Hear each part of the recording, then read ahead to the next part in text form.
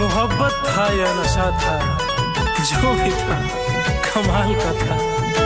रूह तक उतरते उतरते जिस्म को खोखला कर गया। चंदन प्रेमी की आवाज में गाना सुनी रिमिक्स।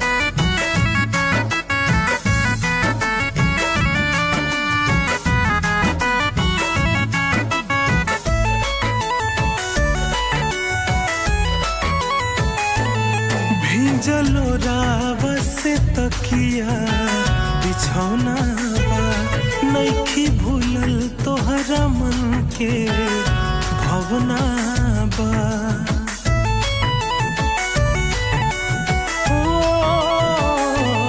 भींजलो रावा से तकिया बिछौना बा, नइखी भूलल तोहरा मन के भवना बा। हमर दिल तोहरेला खिलौना बा, हमर दिल तोहरेला खिलौना बा। जब आखिरी बार मुलाकात हो तो हंस कर देख लेना मुझे, क्या पता अगली बार तुम हमें कफन में देखो और मुस्कुरा भी न पाओ। इलाका किसी का हो धमाका डीजे चंदन पुखराम कट्टैया डीजे का होगा।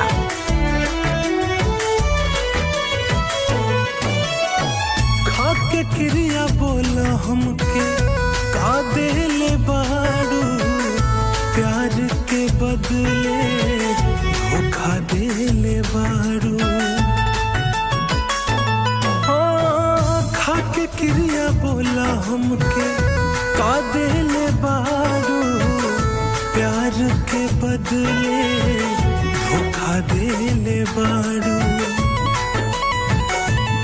दिलवा जार दिलु जैसे जलौना बा, दिलवा जार दिलु जैसे जलौना बा। हमर दिल तोहरेला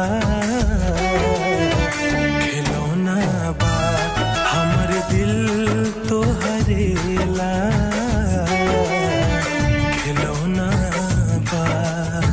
लगी है चोट दिल पे दिखा नहीं सकते, भुलाना भी चाहे तो भुला नहीं सकते। मोहब्बत का अंजाम यही होता है, जिसके लिए तरसते हैं उसे पा नहीं सकते।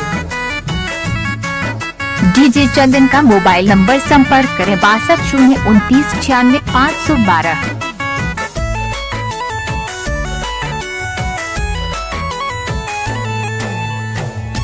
नहीं बतवलू कवन रहे मजबूरी, आलोक सुरीला से कलेलू दूरी।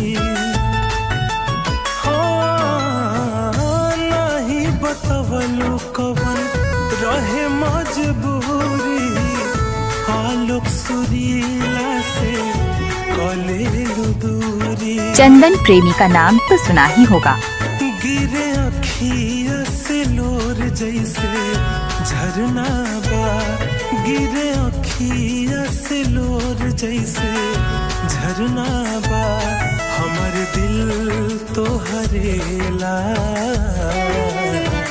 खिलौना बा, हमर दिल तोहरेला खिलौना।